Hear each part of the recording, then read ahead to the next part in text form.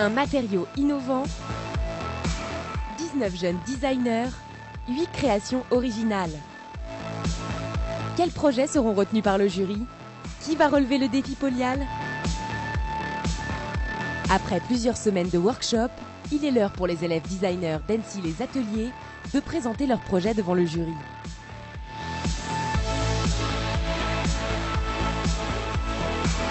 Pour pouvoir déterminer les coups de cœur du défi Polyal, chaque projet est examiné avec précision. Par exemple, ça ouvre comme ça. Le projet d'Isabelle et Salassa a bien évolué. D'une forme simple de boîte, elles sont arrivées jusqu'à une forme organique. En jouant avec des aspects de surface à la fois mat ou plutôt scintillants, en jouant avec le dedans, le dehors, on s'est retrouvé à travailler sur des boîtes, donc voilà, des boîtes en polyal. Non seulement c'est joli, mais en plus c'est pratique parce qu'on peut cacher des objets à l'intérieur de ces petits rochers. Et je trouve que le travail de la matière là est très intéressant parce qu'ils ont été au bout de leur imagination.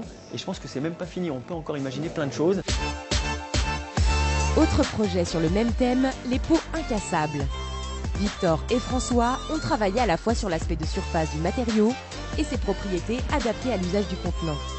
C'est un matériau qui a la qualité en fait, de se souder très bien de manière étanche et de garder une certaine rigidité dans la souplesse en fait. Là, on a réussi à avoir un produit efficace, avec une grande durabilité. On imagine que derrière, d'un point de vue économique, on est dans un produit accessible. Le projet autour de la salle de bain de Chloé et Mélissa s'est affiné. Elles se sont focalisées sur le revêtement mural et sur son application fonctionnelle. L'extrusion d'un profilé qu'on viendrait trancher pour faire du coup des carreaux. Ça se colle avec de la colle à carrelage? Ça se colle avec de la colle à carrelage. Après, en continuation de produit, l'idéal ce serait de trouver une colle polyal qui serait recyclable, quoi.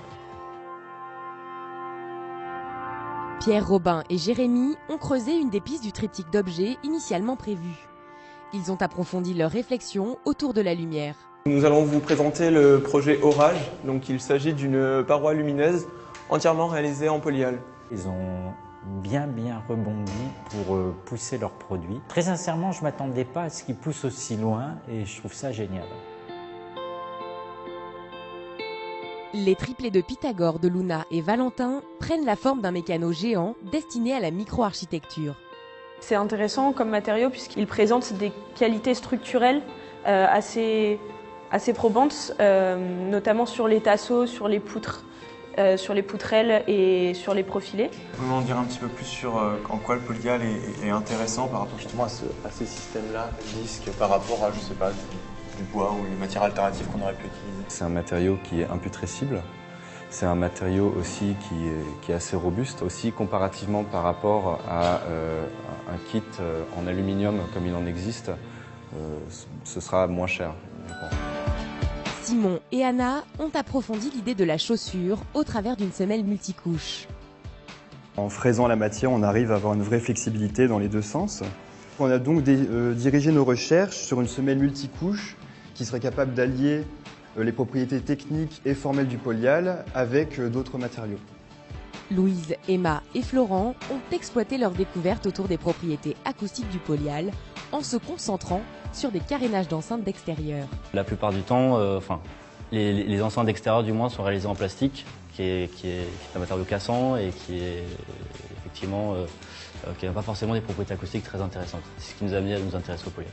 Ils ont pris le matériau pour ses propriétés acoustiques, chose qui est intéressante mais pas non plus incroyable. Mais en fait, ils ont augmenté la possibilité des enceintes normales parce que le processus d'assemblage permet d'obtenir quelque chose qu'on n'a pas avec les autres matériaux, c'est-à-dire une étanchéité parfaite, monomatériaux. Le travail sur la poussière de polyal de Flore et Chloé a abouti à la création d'un sac à dos. On a décidé d'utiliser cette matière pour en faire des surfaces planes, un petit peu comme du textile. Notre objectif, c'était vraiment de mettre en volume cette surface à travers justement ce prototype de sac à dos. Je sens vraiment une façon de faire des démonstrations de tout ce qu'on peut faire avec la même matière, du souple, du rigide, de la sangle, du textile. Enfin, c'est vraiment intéressant à ce niveau-là. 8 créations originales aux qualités diverses qu'il va falloir départager. Le jury doit maintenant choisir 3 coups de cœur. Puisqu'on a apprécié tous les projets, évidemment, ce n'était pas évident du tout de dire c'est ceci, ce qu'on retient plutôt que d'autres. Après, je pense que l'élément qui apportait le plus, c'était une considération un petit peu des nouveautés aussi, des caractéristiques matériques mises en exergue, des possibilités de développement futur. Ça, c'était les principaux. Et bien sûr, l'originalité peut-être aussi de la proposition. On veut des projets qui montrent que le polyal permet de faire ce projet-là et un autre matériau n'aurait pas pu le faire. Ça, c'est notre critère qui fera la différence, je pense.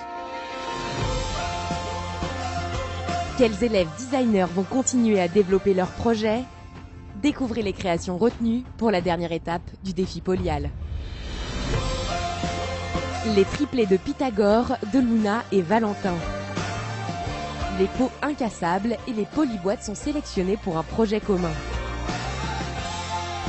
Et enfin, le son de la brique d'Emma, Louise et Florent. Quel sera le coup de cœur du défi polyal? Découvrez-le bientôt dans le prochain épisode.